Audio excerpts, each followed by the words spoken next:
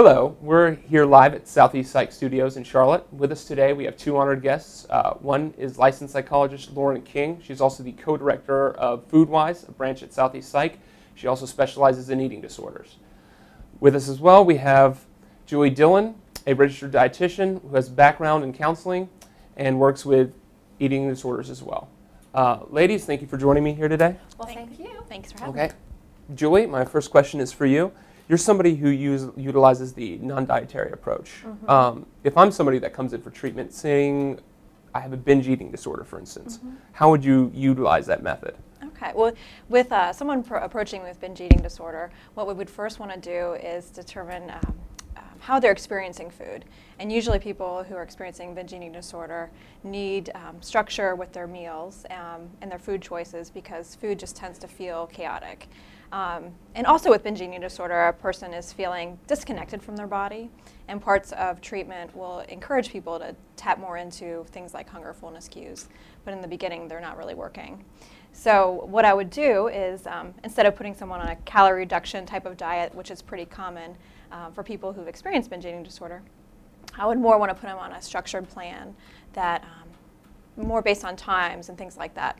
And after a while, especially if someone's been working with a psychologist, we'll slowly start to take that structure away and encourage them to listen to things like hunger and fullness cues as well as satiety. Another component of the non-diet approach is permission to eat, unconditional permission to choose the foods that they want, taking the morality out of food choices. So that's the other part we would start to slowly incorporate into the process. Okay, great. So it's more of like a structured approach. Structured at first, and then slowly giving the structure to the client because we feel that they're the ones that are the experts of their body. So Right. Eventually, when they're ready, letting them be in charge of the food choices. Okay, okay, good. Next question is for you, Lauren. Dr. King, you utilize the Maudsley method in treatment, so you're a member of the Mod Squad. Why don't you tell us briefly what the Maudsley method is and how do you use that in treatment?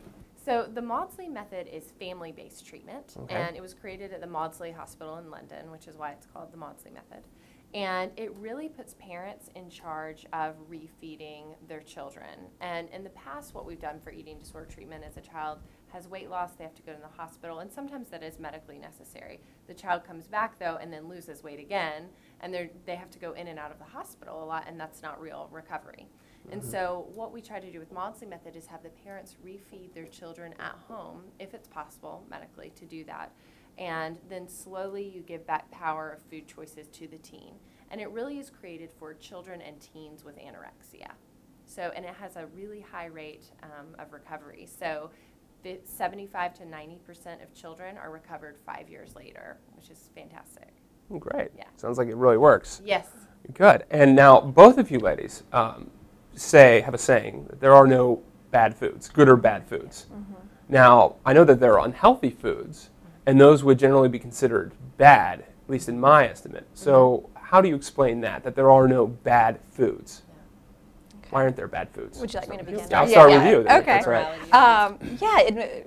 As a dietitian, I don't want to call a food a bad food for a couple of reasons. One of them, calling something bad kind of implies a morality type of issue. You know, if someone chooses a food that has an unhealthy connotation, then there's guilt or some kind of extra power given to that food, that the food doesn't really deserve that kind of power. There's certainly foods that I don't encourage people to eat every day, all day long.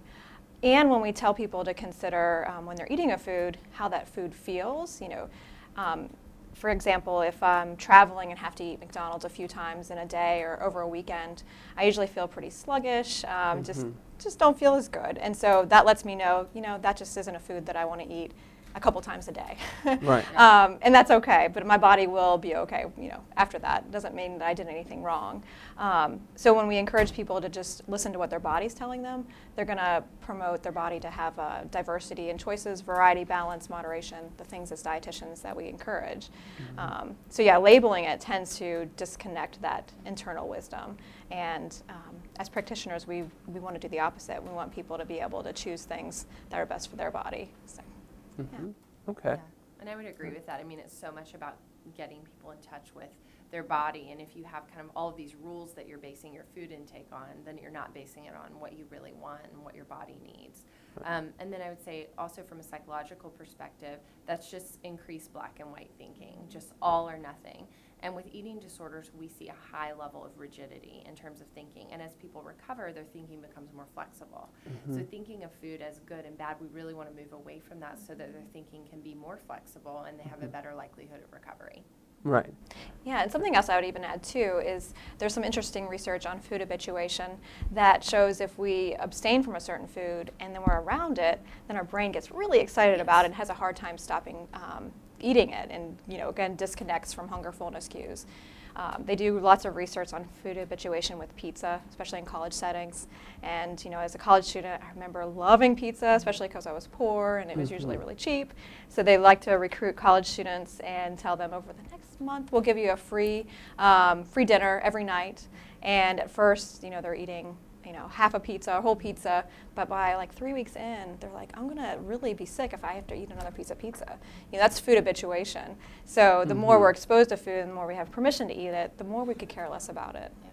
Or on the other hand, like if you say a brownie is a bad food, I can never have a brownie, and then oh my goodness, you're at a party and there's a brownie and you eat 6 because you haven't had it in a long time, you aren't habituated to it. So you say food habituation is actually good in a sense. You mentioned Mickey D's. I love Mickey D's, but I get that kind of guilt feeling, like you say, sluggishness.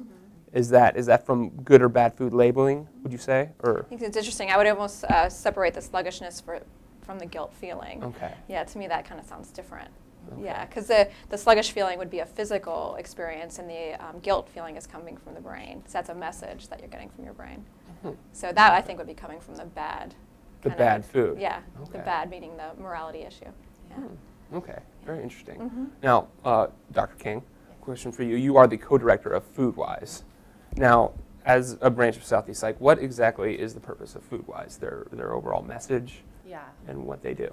FoodWise is a little program within Southeast Psych, and we treat all kinds of feeding issues. So we treat disordered eating, childhood obesity, and then also picky eating, those kids who eat like 2 foods and that's it.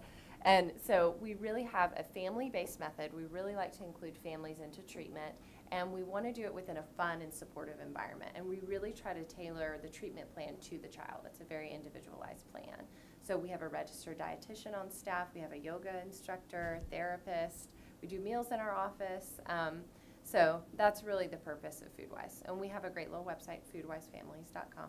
Okay. If anybody wants to go there. Nice plug there. Nice plug. Yes, thank you. Okay, great. And Estelle, I had a question for you as well.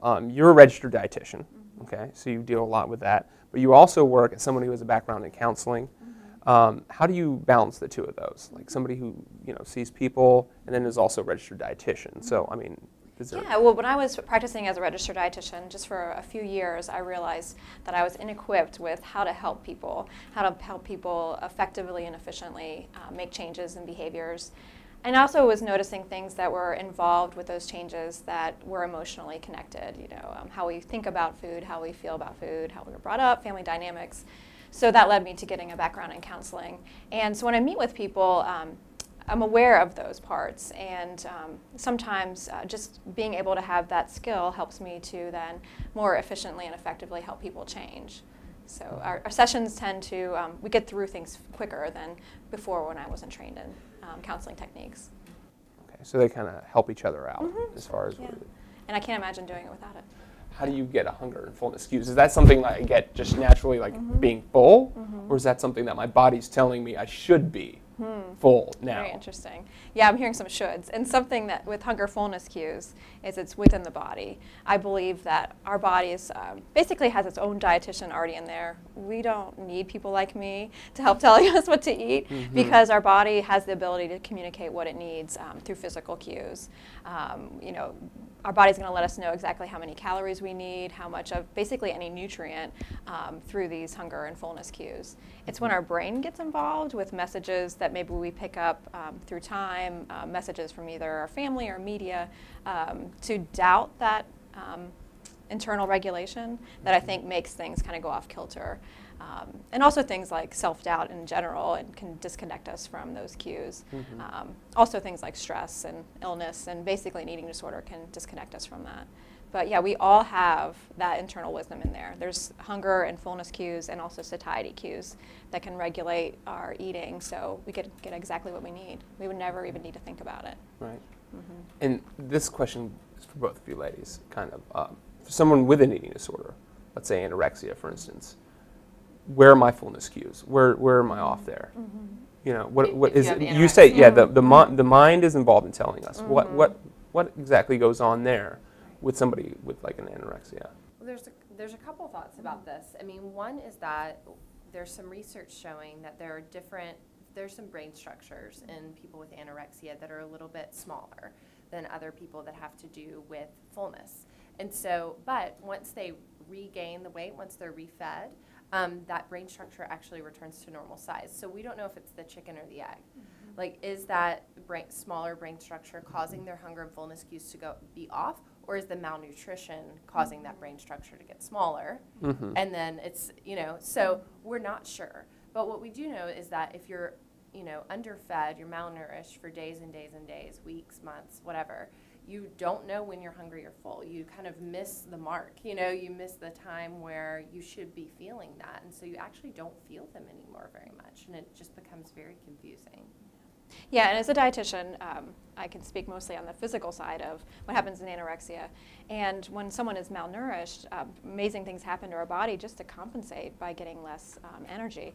So the GI tract slows down, so when food actually goes in the stomach, it can use as much as possible. And it doesn't have a lot of energy anyway, so it just doesn't push it along. So people just don't feel as much hunger. And then there's other things that the body will do because it just isn't getting any response from the hunger cues. So it's like, well, I'm going to have to compensate that in order to famine. Yeah, Basically. yeah. So it just slows everything down and it doesn't waste energy on those cues anymore.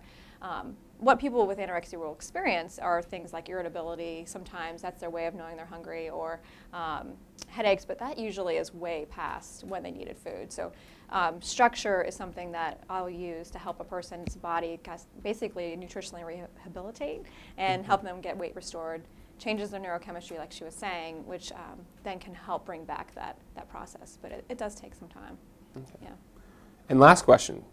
You say there are no good or bad foods, and there is food habituation that would tend to make somebody not so attracted to these unhealthy foods after a while. But how does exercise play into all this? Like, if I'm somebody that exercises on a regular basis and has a propensity to eat these unhealthy foods without food habituation because of my exercise routine, what would you say there? I mean, is that something that comes into play a major part in food habituation and eating unhealthy? Yeah, I would say with exercise, the really cool thing about any kind of movement that a person enjoys, it tends to encourage that internal regulation. So when someone is more active, they tend, especially active in a balanced way, so not over-exercising, there tends to be specific cravings for foods.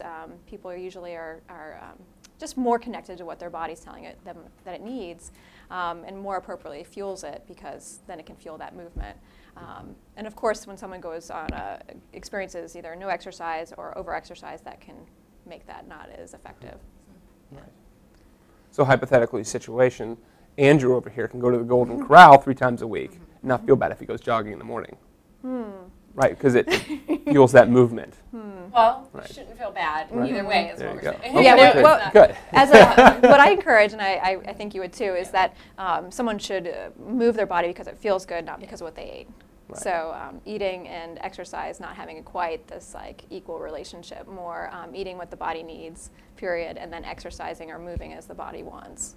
You're not like compensating for what you eat every time you eat, and And that's unhealthy. For enjoyment.